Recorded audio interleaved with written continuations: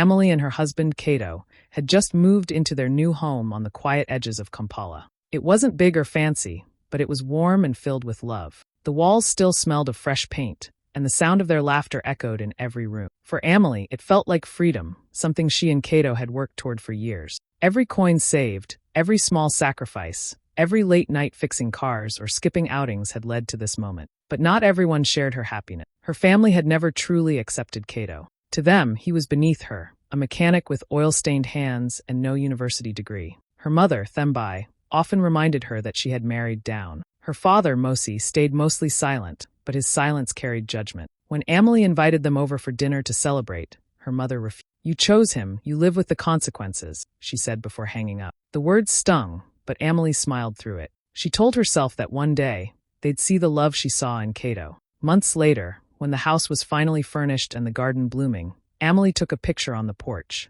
her hand in Cato's, their baby on her hip. She posted it online with the caption, "Our little beginning." Within minutes, friends flooded her comments with congratulations. She smiled, feeling proud and at peace. But deep in her gut, she knew her family would see it too. And she was right. That single post, the house, the smiles, the quiet proof that she was doing just fine without their approval, was all it took. By the next morning, messages started coming in. Some were kind, others were not. Somewhere in her parents' home, her mother's anger boiled over, and her father's pride began to crack. What was supposed to be a simple photo of joy had just lit a fuse she didn't know was waiting to burn. When Mosi saw the photo of Emily and Cato standing proudly in front of their new house, something inside him snapped. He stared at the screen, zooming in on the smiling faces, the painted walls, the baby on Cato's arm. "She bought a house? With that man?" he shouted, his voice echoing through the living room. Thembai rushed in from the kitchen, startled. "What are you talking about?" she asked, wiping her hands on her apron. Mosi shoved the phone at her. "Look, she's using our family's money to build a life with that mechanic." Thembai stared at the picture for a long time, her expression tightening. "So she couldn't even tell us," she muttered, "after everything we did for her." Neither of them remembered that the money Mosi was talking about was actually a small business loan from years ago, one that Emily had fully repaid. What stuck in their minds now was the idea that she had taken something from them and turned it into a home they were never invited to see. By the next morning, the story had spread like wildfire through the family WhatsApp group. "Did you see Emily's new house?" one aunt wrote. "She used family money for that," another replied. "And now she's acting like a queen with that man who fixes cars." Cousins started gossiping, uncles took sides, and by lunchtime, everyone had an opinion. Some said Emily was selfish. Others said she had betrayed her parents. No one asked her what was true. Mosi grew angrier with every message. He felt disrespected, as if his daughter had turned her back on her bloodline. "We raised her better than this," he told Thembai. "She thinks she can just forget where she came from. Not while I'm alive." Thembai, though quieter, didn't disagree. "Maybe it's time she remembered who made her who she is," she said coldly. That night, Mosi called his brother to vent. "She owes us," he said. "She can't just take our help and act like she did it all on her own." His brother agreed. "You should go talk to her, man to man," he said. "She's lost her way." But by talk, Mosi didn't mean a calm conversation. He meant confrontation. Meanwhile, Emily had no idea any of this was happening. She was busy decorating the baby's room, smiling at Cato as he assembled a small crib. "Almost done," he said, wiping sweat from his forehead. Emily looked around their new home and felt grateful. To her, life was finally coming together. To her family, though, it was all a betrayal. By the end of the week, the family's gossip had turned into a decision. "We'll go there ourselves," Mosi said. "We'll take back what's ours." His cousins nodded, fired up by pride and half-truths. No one stopped to think about the damage that could follow. All they saw was a daughter who had dared to build a life without them. And far across town, in that little house Emily called home, she was still smiling, unaware that the storm her photo had started was already on its way. It was a bright Saturday morning, the kind that usually started slow in Emily and Cato's home. The sun slipped through the curtains, and the smell of frying eggs and fresh tea filled the kitchen. Their baby giggled in his high chair, banging a spoon against the table while Emily hummed softly. Everything felt calm, ordinary, peaceful. Cato walked in quietly, his face more serious than usual. He leaned against the counter, watching her for a moment before saying, "Your mother called last night." Emily looked up, surprised. "She did. What did she say?" He hesitated. "She said they're coming." Emily frowned, confused. "Coming? For what?" Cato didn't answer right away. He just sighed, the kind of sigh that says he already knows something bad is on the way. "I think they're upset about the house," he said finally. "Your father sounded angry." Emily brushed it off at first.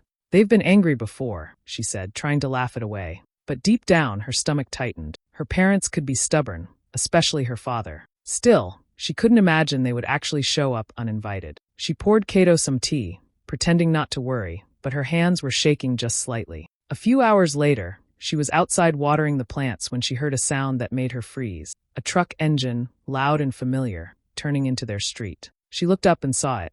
Her father's old pickup, dusty and packed with people in the back. For a second, her mind couldn't process what she was seeing. Then she recognized her cousins, 3 of them, jumping out before the truck even stopped moving. "Cato!" she called out, her voice trembling. He rushed outside, wiping his hands on a towel. They both stared as the truck stopped right in front of their gate. The engine went silent, but the shouting started almost immediately. "Open the gate!" one of the cousins yelled. "This is family property." Another shouted, "You can't hide in there. Tell her to come out." Amelie's heart started pounding. Her baby, startled by the noise, began to cry. Cato moved quickly, locking the front door before stepping back toward her. "Stay inside," he said calmly, though his jaw was tight. Her father climbed out of the truck slowly, his face red with anger. He didn't even look at Cato, just stared straight at Amelie through the metal gate. "So this is what you've been hiding," he shouted. "You buy a house with stolen money and think we'll just sit back?" Amelie's voice cracked. "Dad, what are you talking about? I didn't steal anything." But he wasn't listening. Her mother was still in the truck, arms folded, her face a storm of shame and pride. The cousins started shaking the gate, rattling it hard enough that the hinges groaned. Neighbors began peeking through their windows, whispering, recording. Inside the house, the baby wailed louder. Cato stood firm beside Amelie, his hand on her shoulder. "Whatever happens," he said quietly, "we stay calm." She nodded, though her heart was breaking. The peaceful morning she had started with was gone. Outside their little home, her family, her own blood, was ready to tear it all apart. And for the first time, Amelie realized that love and loyalty could collide like thunder, right at your own doorstep. The banging started so suddenly that Amelie almost dropped her baby. The sound was so loud it echoed through the whole house. Fists slamming against the metal gate, voices shouting, boots stomping on gravel. "Break down the door," her father yelled. "This is our daughter's house." Amelie's hands shook as she clutched her crying baby to her chest. The sound of her father's voice, usually strong and commanding, now carried something darker, pure anger. "Dad, please stop," she shouted through the window, but he didn't even look at her. The cousins were already pushing at the gate, trying to force it open. The metal groaned under the pressure. Cato came from the kitchen, his face calm, but his eyes alert. "Stay back," he told Amelie softly. He walked toward the door, his voice steady despite the chaos outside. "No one's breaking anything here," he said loudly enough for them to hear. "This is our home." That only made Mosi angrier. He pointed a trembling finger at Cato. You brainwashed her. You turned my daughter against her own family." His voice cracked with rage and humiliation. Cato didn't move. He stood there, tall and unshaken, even as Mosi's cousins shouted insults at him. "You think because you bought some cheap house you're a man?" one yelled. "You're nothing without her family's money." Another picked up a stone and banged it against the gate, making the baby scream louder. Inside, Amelie's heart raced. She could feel her baby trembling against her chest. "Please," she whispered through tears, "please stop this." But outside, no one was listening. Her mother sat quietly in the truck, her face pale and unreadable. She didn't shout, didn't get out, just stared ahead as if pretending none of it was happening. The neighbors started gathering one by one, standing on the edges of their yards, phones raised. Some whispered, some gasped, others just filmed silently. It was a small street, and by now, everyone could hear Mosi's voice booming. "She doesn't belong to you." Amelie's chest tightened. "I belong to myself," she said under her breath, her voice trembling but full of truth. Then, with a loud crash, the gate swung open. One of her cousins had forced the latch. They rushed forward, but Cato blocked the doorway before they could step inside. "You cross this line, you're trespassing," he said firmly. His voice was calm, but his stance said everything. He was not going to move. Mosi's face turned red. "How dare you talk to me like that in front of my daughter?" he shouted. Amelie finally stepped forward, still holding her baby. "Dad, please. You're scaring me. You're scaring your grandson." Her voice broke, but Mosi didn't hear the plea, only defiance. For a moment, everything froze. The shouting stopped, the neighbors held their breath, even the baby quieted. Mosi's chest rose and fell, his eyes full of anger and pain. Then, without a word, he turned and walked back toward his truck, muttering something none of them could hear. As the cousins followed him, grumbling and defeated, Amelie stood in the doorway shaking. Cato wrapped an arm around her shoulders. "It's over," he whispered. But Amelie knew it wasn't, not yet. That kind of rage doesn't just disappear. It waits. The neighbors had seen enough. The shouting, the banging, the crying. It was all too much. One of them, an older woman who often waved to Amelie in the mornings, picked up her phone and called the police. "There's a family fight," she whispered. "They're trying to break into the house."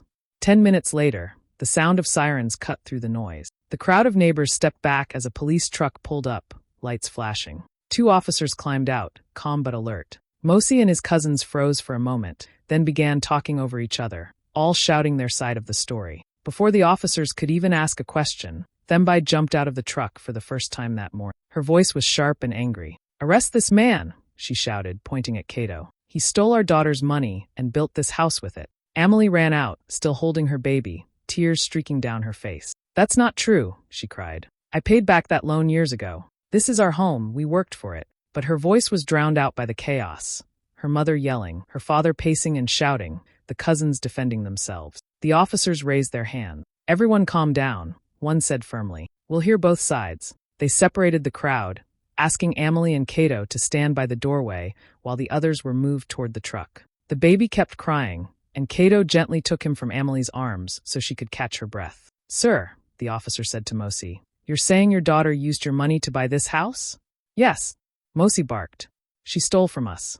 She took our help and ran off with this mechanic, pretending she's better than her own family." The officer turned to Amelie, his expression softer. "Ma'am, do you have any proof that the property belongs to you?"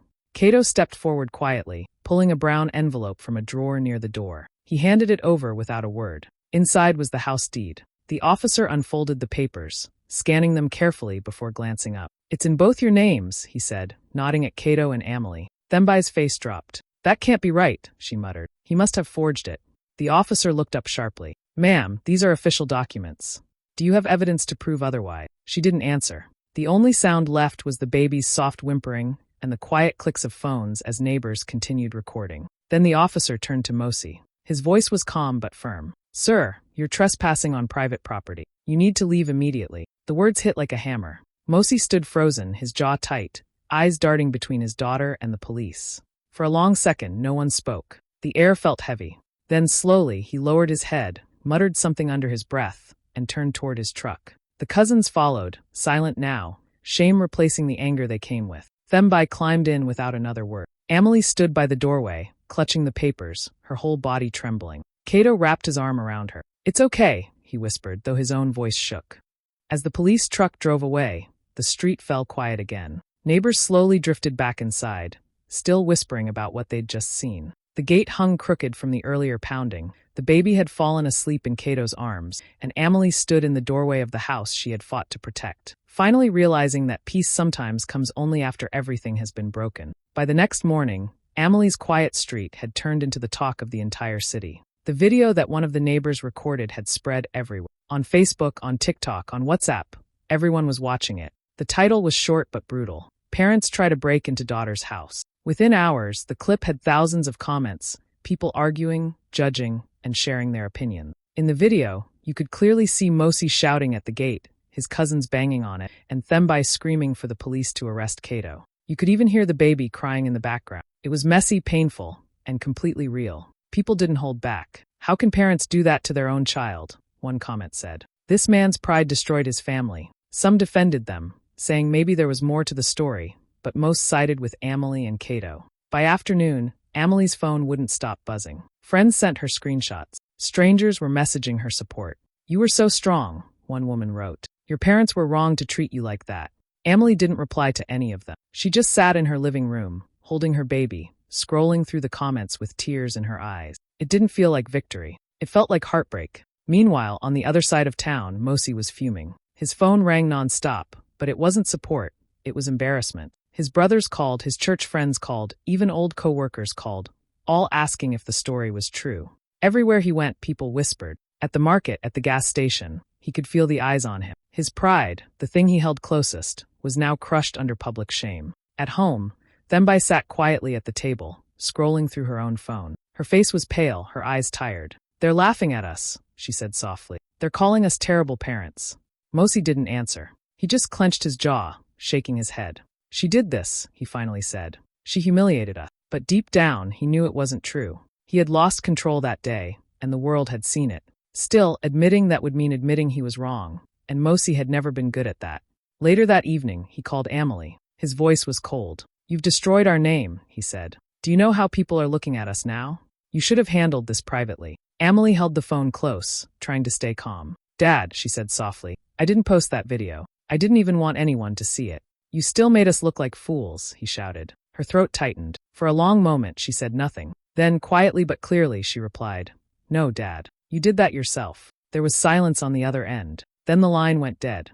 Amelie sat there for a long time, staring at her phone. Cato came over, placing a gentle hand on her shoulder. "You did the right thing," he said. She nodded, but her heart ached. Outside, the night was calm again. But online, the storm still raged. And though her family's reputation had fallen apart overnight, Amelie finally understood something. Sometimes peace comes only after truth breaks the silence. Weeks passed before Amelie heard anything from her family again. The days were quiet now, peaceful but heavy. The noise online had started to fade, and people had moved on to the next story, but the damage at home still lingered. Amelie tried to focus on her life, her baby, her work. She told herself she was fine. Still, there were nights she lay awake wondering if her parents would ever speak to her again. Then one afternoon, there was a soft knock at the gate. Not loud, not angry, just gentle. Amelie peeked through the window and froze.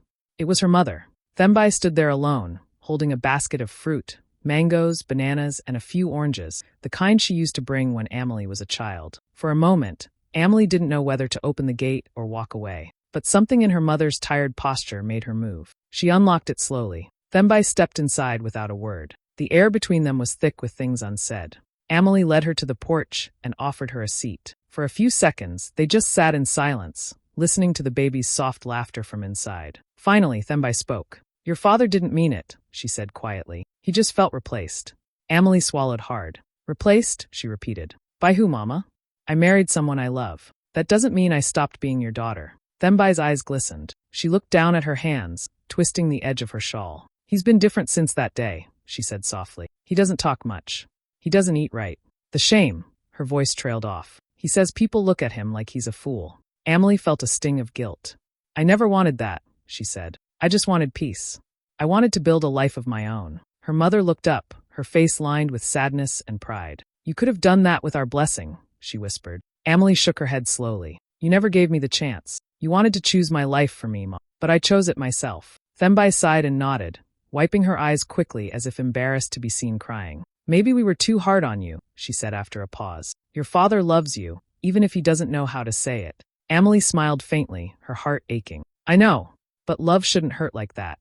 There was another long silence. Thembai looked around the small house, the clean floors, the simple furniture, the baby toys scattered near the couch. "You've made a nice home," she said softly. "It's smaller than I expected, but it feels warm. Because it's built with love, not pride," Amelie said gently. Thembai didn't reply. She stood up, adjusting her shawl, and picked up the now empty fruit basket. Just as she turned to leave, she muttered, "Your husband still isn't good enough for you." Amelie smiled sadly. "Maybe not to you, Mama, but he's good to me." Her mother didn't look back as she walked out the gate. The basket swung in her hand, the same way it had when Amelie was little. And though no real apology had been spoken, Amelie knew that was as close as her mother could come, for now. A few days after Thembai's visit, life started to feel normal again, or at least quieter. Amelie spent her mornings tending to the garden while Cato worked in his small workshop behind the house. But even with the calm, there was still a heaviness in the air. Every time a car slowed near their gate, Amelie's heart would skip. Every time the baby cried at night, she found herself listening for footsteps outside. Peace didn't feel permanent, it felt borrowed. One evening, while Amelie was putting the baby to bed, she heard the faint buzz of a drill outside. She stepped out and found Cato on a ladder, installing a small black camera near the gate. "What's that for?" she asked, her voice soft but uneasy. Cato climbed down, wiping his hands on his shirt. "Security," he said simply. "We can't take chances anymore." Amelie frowned. "Do you really think they'd come back?" He met her eyes. "I don't know," he said honestly, "but we can't wait to find out." Over the next few days, Cato quietly handled the rest. He visited a lawyer, gathered documents, and filed for a restraining order against Mosi and the cousins who had come that day. He didn't make a scene, didn't tell anyone, not even Amelie until the paperwork was done. When he finally told her, she stared at him in disbelief. "Cato, this is my family," she said, her voice trembling. "You're asking me to take legal action against my own father." He nodded slowly. "I know, and I'm sorry, but love doesn't mean letting people break you." She wanted to argue, but his words hit deep. She thought about that day, the shouting, the pounding, the fear in her baby's cry, and she knew he was right. Love had kept her patient for years. Maybe now self-respect had to take over. A week later, a legal notice was delivered to Mosey's house. It stated clearly that he was to stay away from Amelie and her home. When he read it, his face turned pale with rage. He tore the paper in half and threw it across the room. "My own daughter sent me this?" he shouted. "She's not my child anymore." Thembai tried to calm him, but he wouldn't listen. "She's gone too far," he said. "She's letting that man control her." That night, Amelie's phone buzzed. It was a message from her brother, Sifo, the first one she'd gotten from him in months. "You went too far," it read. "How could you do this to Dad?" Amelie stared at the screen for a long time before typing her reply. Her hands shook, but her heart was steady. "No," she wrote. "You did, when you all stood by and watched." She pressed send and turned off her phone. Cato found her sitting quietly by the window. "You okay?" he asked. She nodded slowly. "I'm learning to be." Outside, the cameras blinked faintly in the dark. For the first time, Amelie didn't feel afraid of the silence. It wasn't emptiness anymore, it was safety. It was the sound of finally drawing a line and deciding that peace was worth protecting, even from the people you love. Months went by, and Amelie's life settled into a quiet rhythm. The noise and drama had faded, leaving behind a stillness she hadn't known before. Family gatherings came and went, birthdays, weddings, even her aunt's funeral, but no one called or sent an invitation. Her phone stayed silent during those times, except for the occasional message from an old cousin saying, "Wish you were here, but you know how things are." At first it hurt. She missed the noise of her family, the endless chatter, the teasing, the chaos of everyone talking at once. She missed her cousins, the ones she had grown up with, who used to share secrets and jokes during long family dinners. Sometimes she'd scroll through social media and see their smiling faces at parties or weddings, pretending nothing had happened. She'd smile too, even though her heart ached a little. But alongside that sadness came something new, peace. For the first time in years, Amelie slept through the night without worrying about what her parents thought. Her home was calm, her days steady. The baby was growing fast, babbling, laughing, filling the rooms with joy. Cato worked hard and came home tired but content, and together they built a routine that felt safe and strong. Still, sometimes in the quiet of the evening, Amelie would wonder about her father. She hadn't seen him since the legal notice was sent. She imagined him sitting in his workshop, the radio playing softly, his pride keeping him company instead of his children. And she wasn't far off. Mosey's business had begun to struggle. Customers were leaving, some too embarrassed to associate with him after the viral video, others simply choosing competitors. His temper had grown shorter, his patience thinner. When Thembai tried to talk to him about reconciling with Amelie, he shut her down. She made her choice, he'd say. Let her live with it. But deep inside, Mosey was tired. The anger that once burned so brightly now felt heavy and dull. When neighbors brought up Amelie, he'd wave his hand and mutter, "I lost my temper, that's all." He never said he was wrong, but even he knew the truth. Thembai visited occasionally, bringing updates about the family. "Your father doesn't say it, but he misses you," she'd whisper. Amelie would nod, smiling sadly. "He just doesn't know how to show it." As time passed, Amelie stopped waiting for an apology. She stopped checking her phone for messages that never came. Instead, she focused on what she could control, the small joys, the laughter, the love inside her own wall. One afternoon, she sat on the porch watching her son chase a butterfly across the yard. For the first time, she realized that peace didn't always come with reconciliation. Sometimes it came with acceptance, with learning to let go of the people who refused to meet you halfway. Her family might have been divided, but Amelie was finally whole. And though a part of her still missed the past, she knew she could never go back. Not to the noise, not to the control, and not to the version of herself who was always trying to please everyone else. The evening air was soft and warm, the kind that made everything feel calm. Amelie stood on her porch, watching her little boy chase bubbles across the yard. His laughter floated through the air, mixing with the sound of crickets and distant traffic. She leaned against the railing, her heart full. Life had finally found its rhythm again, quiet, steady, and peaceful. Her phone buzzed on the table beside her. She almost ignored it, thinking it was another message from a friend or a work reminder. But when she glanced at the screen, her breath caught. It was her father. She hesitated before opening it, her thumb hovering over the screen. Then she read the words slowly, twice just to be sure. "I'm sorry. You were right." For a moment, she just stood there, frozen. Her heart swelled, and tears filled her eyes before she could stop them. The words were simple, almost too late, but they meant everything. She looked up at the sky, whispering to herself, "It only took the door to break before you could see me as a woman, not a child." Behind her, Cato stepped outside, wiping his hands on a towel. "Everything okay?" he asked. Amelie smiled through her tears and nodded. "Yes," she said softly. "Everything's finally okay." She looked at their home, the house that had once been a battlefield and was now a safe haven. She picked up her phone, placed it face down, and took Cato's hand. "Let's go inside," she said, smiling. "Our home." As the door closed behind them, the last light of the evening faded, and Amelie knew that even though the past had left scars, it had also built her strength. She had found her peace, and this time it was hers to keep.